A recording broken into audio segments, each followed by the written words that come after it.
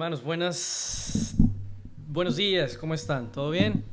Qué gusto poder estar con ustedes una vez más para compartir la palabra del Señor, dando continuidad a esta serie que se llama Post Tenebras Lux, sintetizando aquello que sucedió en la Reforma Protestante, después de las tinieblas la luz. Justamente porque este movimiento de reforma iluminó con el Evangelio de la gracia de Dios a una iglesia que estaba sumida en oscuridad. Había secuestrado, por así decirlo, el Evangelio de la gracia de Dios, y en vez de proclamar que la salvación era solamente en Cristo, solamente por gracia, solamente por la fe, solamente para gloria de Dios, ellos habían agregado que la salvación era por Cristo, sí, por la fe, sí, por la gracia también, pero había que agregarle otras obras de nuestra parte para contribuir con esa salvación. Y esto colocaba un peso terrible, pesado, sofocante sobre aquellos que se querían acercar a Dios. No sé cuánto debo contribuir, no sé cuánto es bueno y aceptable para Dios para que Él pueda estar o yo pueda estar en paz con Él. Entonces ya vimos sola escritura, ¿no? Solo la Biblia es palabra de Dios inspirada por Él, autoritativa para nuestras vidas, nuestra única regla de fe y práctica. Entonces esa bandera decía la supremacía de la escritura sobre la tradición. Había otra voz a la cual ellos también se ajustaban, la tradición, y la tradición tenía contradicciones, se equivocaba, erraba. Y los reformadores dijeron, solo la palabra de Dios, solo la escritura es autoritativa, tiene autoridad final, es la última palabra. Vimos semana pasada sola fide, solamente por la fe en la obra de Jesucristo nosotros somos salvos, no hace falta agregarle algo más. Y hoy vamos a ver una sola que está totalmente e íntimamente ligada con sola fide, que es sola gratia.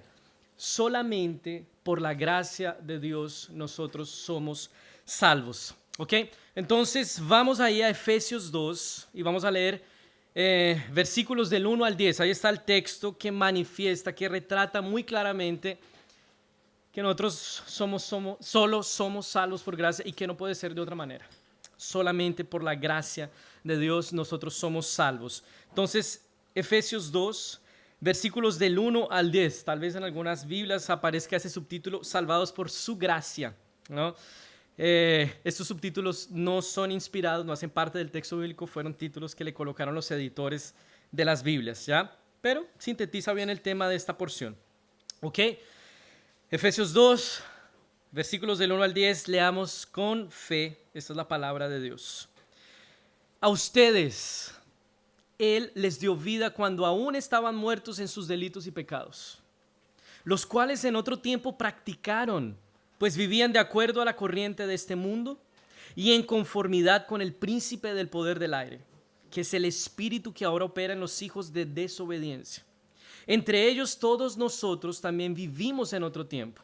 Seguíamos los deseos de nuestra naturaleza humana y hacíamos lo que nuestra naturaleza y nuestros pensamientos nos llevaban a hacer. Éramos por naturaleza objetos de ira, como los demás. Pero Dios, cuya misericordia es abundante por el gran amor con que nos amó, nos dio vida junto con Cristo.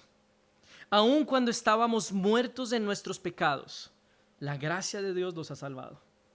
Y también junto con Él nos resucitó y asimismo nos sentó al lado de Cristo Jesús en los lugares celestiales, para mostrar en los tiempos venideros las abundantes riquezas de su gracia y su bondad para con nosotros en Cristo Jesús. Ciertamente la gracia de Dios los ha salvado por medio de la fe. Esto no nació de ustedes, sino que es un don de Dios, ni es resultado de las obras para que nadie se vanagloríe. Nosotros somos hechura suya, hemos sido creados en Cristo Jesús para realizar buenas obras, las cuales Dios preparó de antemano para que vivamos de acuerdo con ellas. Oremos una vez más. Padre Santo, muchas gracias por tu palabra, porque en tu evangelio se revela que por gracia, por un favor inmerecido de tu parte, nosotros somos salvos. Nada más que eso. Que este entendimiento, esta realidad y esta verdad, Señor, nos lleven a vivir vidas de oración, de obediencia, de santidad. delante de ti. Oramos así agradecidos en el nombre de Jesús y para tu gloria. Amén. Hermanos, ¿hay alguna cosa que podamos hacer, que podamos ofrecer a Dios para que seamos salvos por Él? Yo creo que a estas alturas tenemos muy claro la respuesta, ¿no? No, absolutamente no. ¿Podemos conquistar la salvación de Dios? No. La salvación se da únicamente por la gracia de Dios, independiente de cualquier mérito de nuestra parte, independiente de cualquier obra de nuestra parte. No es por obras, es por gracia. ¿Y qué es gracia? La definición más clásica y más común que nosotros escuchamos es favor inmerecido, y es justamente eso, favor inmerecido. Es un regalo que no merecíamos, es una bondad que no habíamos conquistado, y aún así recibimos generosamente de parte de Dios. Entonces, recibir gracia es todo lo opuesto a recibir algo por merecimiento. Yo hice esto, realicé esto, entonces merezco esto en cambio o por lo que di. Somos salvos entonces por gracia, y gracia es un don gratuito, y es necesario seguir levantando esta bandera. Inclusive nosotros, protestantes, reformados, presbiterianos, pentecostales, necesitamos seguir levantando esta bandera, que solamente somos salvos por la gracia de Dios. ¿Por qué? Ustedes ya vieron o escucharon cristianos bien intencionados sugiriendo que somos aceptados por Dios por vivir de cierta manera o por hacer ciertas cosas. Ustedes ya escucharon a algún hermano diciéndole a otro, por ejemplo, al que fuma, al que toma, al que no tiene muy buen aspecto, al que procede dudosamente, le dicen algo así: amigo, deje el cigarrillo, pare con la bebida, córtese ese pelo, vístase decente, deje de hacer lo que está haciendo y venga a la iglesia, acérquese a Dios. Lo hemos escuchado, ¿verdad? Y tal vez nosotros lo hemos hecho también. ¿Qué es lo que está mal con este tipo de abordaje? No solamente esta persona bien intencionada está sugiriendo que Dios acepta a los que viven de cierta manera, por cierto, una manera definida por nosotros. También está sugiriendo que las personas tienen capacidad de cambiar sus corazones por sí mismos, transformar sus vidas, inclusive antes de ser expuestos al único que realmente las puede transformar. Te están diciendo: cambia tu vida, deja de hacer esto, deja de hacer lo otro y ven a Dios, porque Dios acepta estos que se comportan de esta manera, que tienen este formato, que se visten de cierta forma. Entonces, si es por lo que yo hago, ya no es por gracia. Si es por mis obras, si son por mis méritos, ya no es por el favor inmerecido de Dios. Hay algo que yo le estoy dando a Dios para que Él entonces me bendiga, para que Él entonces me acepte. Teología de la prosperidad es otra de las formas de negar sola gratia, porque te está diciendo: si tú diezmas, si tú pactas con Dios, si tú le das dinero a Dios, espera bendición del Señor. Estamos haciendo un negocio con Él. Oye, el Señor nos bendice, nos sustenta por gracia. Mi Dios pues suplirá todo lo que les falta según sus riquezas generosas, por gracia, no por nuestros méritos, por nuestro desempeño. Entonces necesitamos seguir levantando esta bandera, inclusive para nosotros reformados, presbiterianos, que siempre estamos golpeando en esta tecla, pero pensamos que somos más atractivos a Dios cuando estamos haciendo bien las cosas, cuando adherimos a la confesión de fe de Westminster, cuando defendemos los 5 puntos del calvinismo. No eres más atractivo al Señor por tu integridad teológica. Eres aceptado por Dios por lo que Cristo hizo por ti en la cruz. Entonces, sácate esa idea de que eres un cristiano más valioso para Dios porque eres calvinista, porque eres presbiteriano, porque eres pentecostal. Sola gratia, solo por la gracia de Dios, nosotros somos salvos. Ahora, ¿cuál es el don gratuito que recibimos de Dios? Aquí esta pregunta es importante. ¿Cuál es esa gracia que recibimos? ¿Cuál es la naturaleza de esa gracia? Porque responder a esta pregunta, ¿cuál es la naturaleza de la gracia de Dios que recibimos?, fue lo que dividió a católicos, romanos y protestantes. Porque los católicos respondían a esta pregunta diciendo, sí, que somos salvos por gracia, pero esa gracia no es salvación asegurada, no es favor inmerecido de Dios para nuestra salvación. Es algo así como una suerte de empujón de parte de Dios para quienes están preparados y quienes lo han buscado. Entonces, yo recibo gracia. Y si es por gracia, si es por obras, no es por gracia. Fíjate lo que Martín Lutero enseñaba antes de encontrarse con el Evangelio de la gracia. Dios concede todo gratis y solo sobre la base de la promesa de su misericordia. Pero, ojo aquí, quiere que estemos preparados para tanto. Algo así como quiere que dejemos de fumar, quiere que dejemos de hacer cosas dudosas, quiere que nos cortemos el pelo, quiere que estemos preparados para recibir algo de parte de Dios. Si es por obras, no es por gracia. Entonces, fíjense, en el catolicismo romano hay una disposición anterior necesaria para poder recibir gracia. Y esto ya indica una condición que hay que cumplir. Y era común escuchar en la iglesia católica romana lo siguiente: Dios no negará su gracia a aquellos que hacen todo lo que pueden. Si es por obras, no es por gracia. Entonces, fíjense, la salvación no es solamente por gracia. Aquí en el catolicismo romano tiene que haber una disposición preliminar. La gracia es dada a personas preparadas, pero esta gracia no asegura ni comunica salvación, porque ahora tú tienes que mantener esa salvación. Entonces, lo que hace la gracia es energiza, por así decirlo, es un Red Bull espiritual que te da fuerza a esa disposición previa para que puedas ir al Señor, ganar y después mantener tu salvación. Entonces, si no hay disposición previa, si no te diriges al Señor después de haber recibido este energizante de la gracia, entonces no eres salvo. En última instancia, la salvación tiene su efectividad en algo que la persona hace. Y si es por algo que la persona hace, no es por gracia, es por merecimiento.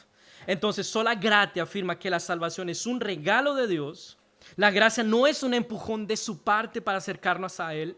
La gracia es el propio Cristo que viene a nosotros para salvarnos real y efectivamente de nuestros pecados, aparte de lo que podamos hacer. Sola gratia es la comunicación de un regalo que no merecíamos, pagado por alguien más en nuestro lugar. A ti no te costó la salvación, pero le costó todo a Cristo Jesús en la cruz. Entonces, lo que vamos a ver en Efesios 2 del 1 al 10 es que somos salvos únicamente por gracia, y no puede ser de otra manera, justamente por la situación en la que nosotros estábamos. Yo hablé algo de eso la semana pasada, pero vamos a ver ahora un cuadro todavía más detallado de nuestra condición antes de ser alcanzados por la gracia de Dios. Y aquí entonces, en los 3 primeros versículos, Pablo comienza describiendo la realidad, la condición, el estado, no apenas de los gentiles, no apenas de los judíos, no apenas de los bárbaros que no tienen civilización. Este es el retrato de nuestra realidad. Valdivianos, chilenos, colombianos, brasileños. Esa es nuestra condición sin el Señor. Y es necesario entender este cuadro para entender la buena noticia del Evangelio. Porque la buena noticia ya brilla sobre un fondo oscuro. Muchos evangélicos no entienden por qué el Evangelio es una buena noticia o de qué están siendo salvos, porque no entienden la gravedad de la situación. Les doy un ejemplo. Si tu diagnóstico ha sido que tienes metástasis y estás cerca de la muerte, te están haciendo tratamientos y viene ahí un resultado definitivo que va a confirmar lo que tú ya sabes. Vas a morir y te quedan algunos días. Y tú estás preparado para lo peor, pero el médico sale y dice: le tengo buenas noticias. El cáncer desapareció. Esas son buenas noticias. Y necesitamos entender cuál es nuestra realidad, cuál es nuestra enfermedad, cuál es la tragedia que sucede con nosotros para que nosotros realmente abracemos el Evangelio. Si no, el Evangelio va a ser una influencia más en tu vida, algo que haces los domingos, algo para que los hijos crezcan decentes, pero no va a ser aquello que realmente fundamenta y organiza tu mundo, porque es salvación. Entonces vamos a ver cuál es esta mala noticia, la situación en la que nosotros estábamos. Vamos a leer nuevamente 1-3 de Efesios 2. A ustedes se les dio vida aun cuando estaban muertos en sus delitos y pecados, los cuales en otro tiempo practicaron, pues vivían de acuerdo a la corriente de este mundo y en conformidad con el príncipe del poder del aire, que es el espíritu que ahora opera en los hijos de desobediencia. Entre ellos todos nosotros también vivimos en otro tiempo. Seguíamos los deseos de nuestra naturaleza humana y hacíamos lo que nuestra naturaleza y nuestros pensamientos nos llevaban a hacer. Éramos por naturaleza objetos de ira, como los demás. Fíjense, la única diferencia entre el que está fuera de la iglesia y tú que estás dentro de la iglesia es gracia. Sin esa gracia tú eres capaz de ser el narcotraficante que envenena a los niños de tu cuadra. Sin la gracia, yo soy capaz de traicionar a mi mujer. Sin gracia, hermanos, somos lo mismo que los demás, según el texto. No pienses que estás aquí por algún mérito, porque eres mejor. No saques pecho al decir soy salvo. Es por gracia. Y aquí, entonces, Pablo va a decir que nosotros somos esclavos del mundo, del diablo y de nuestra carne. Estas tres fuerzas dirigían y controlaban nuestra vida antes de que el evangelio transformara nuestro corazón. Entonces, lo primero, siguiendo la corriente de este mundo pecaminoso que desconoce a Dios, que está en contra de Dios y que se ha configurado para que tú vivas en contra de Dios. Lo niegues, lo desconozcas y vivas de manera autónoma, desconectada del Creador. Un mundo que te sugiere y te invita a vivir la vida pensando que tú te bastas a ti mismo, que no necesitas de Dios, que eres autosuficiente y que aquello que has conquistado y aquello que el mundo te ofrece, tú lo conquistas. Es tuyo por merecimiento. Siguiendo la corriente de este mundo, pero no se detiene allí. Conforme al príncipe de la potestad del aire, el espíritu que ahora opera en los hijos de desobediencia. Entonces, aquellos que no están bajo Cristo están bajo el comando del diablo. Fíjense, no hay neutralidad. O estás bajo Cristo o estás bajo el dominio de Satanás. No hay punto medio. Entonces, aquellos que reivindican su libertad lejos de Jesús, en verdad son esclavos del mundo y son esclavos del diablo. Y para terminar de empeorar ese cuadro, son esclavos de su corazón, de sus pasiones pecaminosas. Entonces, ellos están esclavos del mundo, del diablo y de su carne. Continuando ahí, están en los deseos de su carne, haciendo la voluntad de la carne y de sus pensamientos. Entonces ellos son esclavos de sus inclinaciones, de aquello que está en sus corazones, dominados por sus pasiones pecaminosas. Entonces, al contrario de ellos dirigir sus corazones como piensan, ellos son dominados por sus corazones. ¿Y qué hay en su corazón? Si están muertos en sus delitos y pecados, si viven en un mundo contrario a Dios, dominado por el dominio de Satanás, va a haber pecado, rebelión y rebeldía. Entonces, el cuadro es tremendo. Entonces, fíjense, no podemos por nuestro esfuerzo y voluntad volver a Dios. Y ni siquiera por nuestra propia cuenta darnos cuenta de esta condición. Necesitamos la revelación de la Escritura para entender cuál es nuestra realidad. Somos enemigos de Dios, estamos en oposición a Él. Y para terminar de cerrar este cuadro, que es el retrato de nuestra vida antes de la gracia de Dios, dice, éramos por naturaleza objeto de ira, como los demás. ¿Qué es lo que resta para nosotros si vivimos en el mundo de Dios usando los recursos de Dios, pero en franca rebeldía y desobediencia a Dios? Siendo el juez justo y el creador de todo, lo que nos resta es su justa ira. Entonces, éramos por objeto Éramos por naturaleza, digo, objetos de ira, objetos de la ira de Dios. Nosotros gastamos un tiempo para explicar por qué era necesario que Cristo muriera, hablando de la justa ira de Dios. Y esto es lo que somos por naturaleza. Esto es lo más asustador. Nacemos pecadores. Nosotros no pecamos porque aprendimos a pecar por imitación, porque nos hicieron falta referencias diferentes y todo lo que aprendimos fue a pecar. No, pecamos porque nacimos pecadores. No somos una tabla rasa a la cual se le van colocando cosas y eso es lo que aprendemos. No somos una página en blanco a la cual le van escribiendo cosas. Somos pecadores que nacieron en pecado y por eso pecamos. Entonces, fuera de Cristo, este es nuestro cuadro. El hombre está muerto por causa de sus delitos y pecados, esclavizado por el mundo, por el diablo y por la carne, y está condenado bajo la ira de Dios. Un problema tan grave, mis hermanos. Esta es nuestra realidad. Y un problema tan grave, tan serio, no puede ser resuelto con terapia, con consejos, con autoayuda. Por ejemplo, si en un barco alguien se cae y esa persona está ahí ahogándose ya, tú no le envías un manual de cómo nadar. Esa persona necesita rescate. Y esa es nuestra situación. Y no estamos apenas debatiéndonos entre la vida y la muerte en medio de las agitadas aguas de una tormenta. Estamos muertos en nuestros delitos y pecados. Necesitamos que alguien venga, intervenga y nos saque, nos rescate. Y aquí es cuando comienza a cambiar este cuadro tan lamentable. Versículo 4. Pero Dios, no es pero Juan, pero Luis, despiértate, esfuérzate, oye, mira cómo esto va a terminar.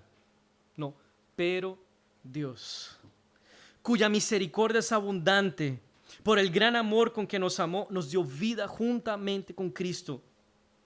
Aun cuando estábamos muertos en nuestros pecados, la gracia de Dios los ha salvado.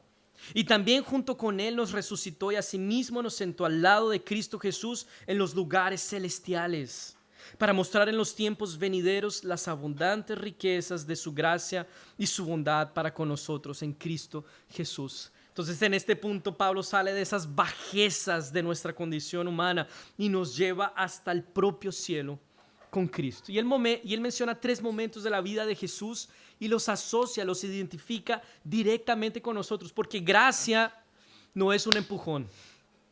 Gracia es el propio Cristo viniendo en nuestra dirección. Es nuestra unión con Él, es que somos representados por Él y lo que sucedió con Él sucede con nosotros para que nosotros injustos seamos tratados con gracia como justos. Entonces lo primero que Él dice, nos dio vida juntamente con Cristo. Estábamos muertos en Cristo, nos da vida con Cristo. Necesitábamos ser resucitados. Y asimismo nos hizo sentar en los lugares celestiales con Cristo Jesús. Estábamos esclavizados y bajo condenación y entonces Dios nos hizo sentar en las alturas celestiales con Cristo. Fíjense, nuestra unión con Cristo, nosotros que estamos en Cristo, que hemos colocado nuestra fe en Jesús, que hemos recibido gracia de parte de Dios, hemos sido unidos a Cristo. Esa es tu situación. Y esa es tu condición ahora como cristiano. Estás en Jesús. Más que aprender una nueva conducta, una nueva moralidad, cristianismo es esencialmente estar unido a Cristo. Realmente. Y aquí Pablo, él ve esa unión con Cristo de manera tan íntima que lo que sucedió a Cristo también sucedió con nosotros espiritualmente. Fuimos resucitados juntamente con Cristo. Él nos dio nueva vida. Fuimos sentados con Cristo en regiones celestiales. Fuimos bendecidos en Cristo con toda bendición espiritual. Somos más que vencedores en Cristo Jesús. Aquello que Él vivió, aquello que Él conquistó, es nuestro, por gracia, únicamente. Ahora, ¿por qué lo hizo? ¿Por qué Dios envía a Cristo Jesús como manifestación de su gracia para salvar a hombres pecadores, muertos en sus delitos y pecados, esclavos del mundo, de su naturaleza, de sus pensamientos, pasiones y del diablo. Porque Dios insiste en personas tan bajas como nosotros. ¿Cuál fue la causa? ¿Cuál fue el motivo, la razón de haber sido salvados por Dios? Entonces descarta cualquier cosa que tú hayas hecho. No fue por nada que tú hicieras. Primero, eso. Y segundo, lo hizo por gracia. Esa es la única respuesta que nosotros podemos dar. No sabemos por qué Él salva a unos y a otros no. Pero sabemos que aquellos que salva, los salva por amor, por gracia, no por algo que esas personas le hayan ofrecido. Estábamos totalmente privados de recursos espirituales para acercarnos a Dios y Él tuvo misericordia. De Él solo merecíamos su justa ira, pero decidió tratarnos con amor. Su gracia nos dio lo que no merecíamos porque Él quiso. Él mismo dice, yo tendré misericordia de quien quiera tener misericordia. No es por el que corre, por el que trabaja, es por mi misericordia, de quien yo quiero tener misericordia y gracia. Es por pura gracia. Y esa gracia que nos salva, que nos une con Cristo, no apenas asegura una entrada a una relación con el Señor y de ahí en adelante depende de mis esfuerzos. Muchos podemos pensar así, ya, fui reconciliado con Dios por la gracia, pero ahora depende de mí mantener ese estatus. Ahora yo tengo que trabajar duro para mantener esa situación, ese estado. Si en algún momento de tu salvación eres salvo o mantienes esa salvación por algo que tú haces, sería por obras, no por gracia. Y somos salvos solamente por la gracia. Gracia es todo lo opuesto a merecimiento.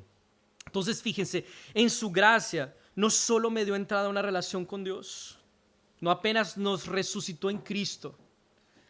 La gracia también asegura nuestra glorificación, también nos sienta en las regiones celestiales con Cristo. La gracia no apenas asegura el inicio de la vida cristiana. La gracia asegura el inicio, el medio y el término de la vida cristiana hasta la glorificación. En ningún momento, mi hermano, mi hermana, depende de tus esfuerzos. Es por gracia. Ya vamos a ver dónde quedan las obras, la obediencia, la santidad con la que debemos vivir esta salvación. Claro que sí. Pero es escandaloso. Tan escandaloso que Pablo daba lugar a que las personas pensaran, entonces como Dios me da su gracia, entonces yo puedo pecar que no hay ningún problema. Hay algunos textos en los que Pablo se adelanta a la posible respuesta o inferencia de los que lo escuchan. Él dice, de ninguna manera. Porque no hemos recibido gracia barata. Hemos recibido gracia que costó a Cristo Jesús la cruz. A ti no te cuesta nada. Pero la gracia no es gracia sin arrepentimiento, no es gracia sin santidad, no es gracia sin cruz, no es gracia sin arrepentimiento, no es gracia sin abandono del pecado.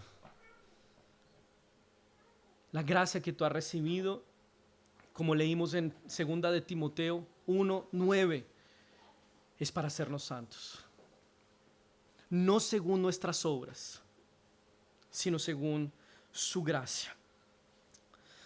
Y aquí versículos 8 y 9, nuevamente Pablo vuelve al punto. Ciertamente la gracia de Dios los ha salvado por medio de la fe. Fíjense aquí, sola gratia y sola fide, íntimamente ligadas. La fe nos lleva a la gracia y ver la gracia manifestada en Cristo nos lleva a la fe. Es algo que se retroalimenta. Vemos a Cristo, respondemos con fe. Tenemos fe, vamos ante el trono de la gracia. Entonces, ciertamente la gracia de Dios los ha salvado por medio de la fe. La fe, no nació de ustedes, sino que es don de Dios, ni es resultado de las obras para que nadie se vanglorie. Entonces, tu fe con la que te apropias del regalo de la salvación, de esa gracia de Dios, ni siquiera es algo que tú haces, que tú produzcas, que tú hayas buscado. Es un regalo de Dios.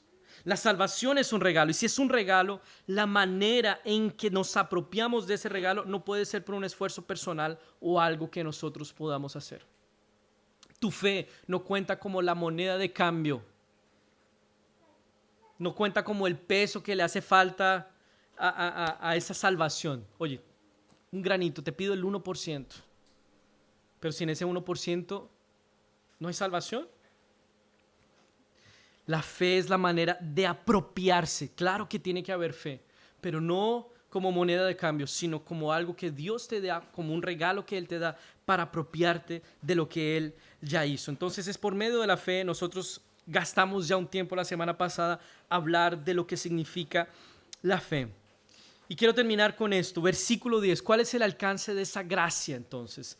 Fuimos salvos por gracia porque estábamos muertos en nuestros delitos y pecados. La gracia no es un empujón de Dios, es la comunicación de salvación conquistada en Cristo porque somos unidos a Él. Entonces lo que sucede con Él sucede con nosotros en un sentido espiritual. Se nos asegura salvación y ahora inclusive lo que nosotros hacemos como cristianos, como salvos, como objeto de la gracia de Dios, también es producto de la gracia de Dios. Fíjense, versículo 10. Nosotros somos hechura suya. Hemos sido creados en Cristo Jesús, aquí haciendo referencia a la salvación, a lo que fue creado en Cristo Jesús, un corazón regenerado, alguien nuevo. Somos hechura suya.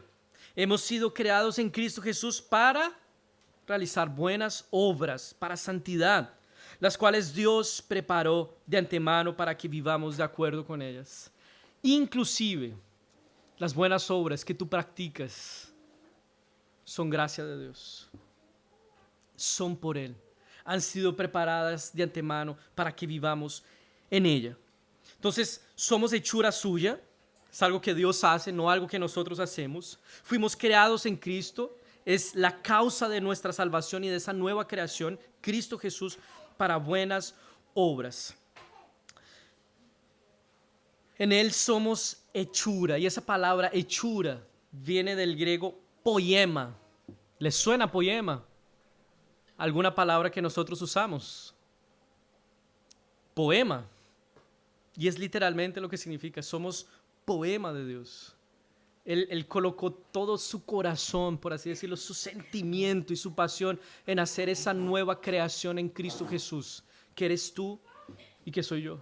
Somos poema de Dios. Entonces fíjense que nuestra salvación no se trata de un emprendimiento personal, es una hechura de Dios. No se trata de algo que yo hago frágil, imprevisible, el que se puede desbaratar y echar a perder en cualquier momento. Se trata de la obra de Dios hecha con amor y con cuidado. Somos poema de Dios por pura gracia. Y en esa nueva creación en Cristo Jesús, Dios preparó buenas obras para que anduviésemos en ellas. Fíjense cuál es el lugar de las obras en esta salvación solamente por la gracia. Están al final de todo. Porque ese es el lugar de las obras. Son evidencias, son el efecto de haber sido salvados. No son y nunca podrán ser la causa de nuestra salvación. Ellas están al final como fruto de lo que Dios hizo en nuestros corazones. Es necesario, claro que sí, después de haber recibido gracia, que el Señor nos transforme, que las buenas obras aparezcan, que una persona que era mezquina se vuelva generosa, que alguien que era promiscuo, indecente, cambie y se transforme. Pero no es al principio, porque eso es lo que el Señor hace. Y es necesario que cambiemos, porque sin ese cambio y sin esa evidencia, tu salvación es cuestionable. Tal vez nunca has sido salvo, porque el Señor da su gracia y nos transforma por su gracia. Entonces, mis hermanos, fuimos salvos por gracia, no por una obra de nuestra parte. Eres declarado justo por gracia, por lo que alguien más hizo a tu favor, Cristo Jesús, viviendo por ti y muriendo por ti. Estás siendo santificado por la gracia, por la obra del Espíritu Santo. Las buenas obras que haces las puedes practicar por gracia. El Señor las preparó de antemano para que lo hicieras. Gracia es lo que sostiene tu vida. Gracia es lo que sustenta tu relación con Dios. Siempre es la gracia de Dios. Por eso nosotros somos llamados a acercarnos confiadamente ante el trono de la gracia para hallar gracia. Por gracia tienes el camino libre, sin impedimentos, sin guerras, sin pendencias entre Dios y tú. Por gracia. Y allá que encuentras cuando te presentas delante de Dios, más gracia. Alguien que te va a tratar con paciencia, con misericordia, que te va a disciplinar también porque te ama, pero porque quiere tu bien, porque está comprometido a terminar la obra que comenzó. Por gracia. Si es por nuestras obras, no es por gracia. Y nosotros necesitamos seguir levantando la bandera sola gratia. Cuando estés en tus peores momentos, levanta tus ojos al cielo y recuerda, es por pura gracia. Mi relación con Dios depende de su gracia. Y cuando estés en tus mejores momentos, orando todos los días, leyendo la Biblia, no soy más atractivo al Señor por causa de esto que estoy haciendo. Soy aceptado por Él por gracia. Sola gratia, mis hermanos. Solamente somos salvos por la gracia del Señor. Y que esto nos lleve a adorar, a obedecer, a vivir en santidad y para gloria de nuestro Señor. Amén. Oremos. Padre Santo, gracias Dios, porque tu gracia nos alcanzó, Señor. Porque si hemos recibido gracia, seguramente estamos en el camino a ser glorificados y en ese camino no hay accidentes, porque el autor y consumador de ese camino, de nuestra fe, es Cristo Jesús, nuestro Redentor, que pagó por nosotros, que ocupó nuestro lugar, que nos representó en su vida y en su muerte. Podemos tener la seguridad, Señor, de que hemos sido salvos completamente, no por algo que nosotros hacemos, sino por lo que Cristo hizo a nuestro favor, Señor.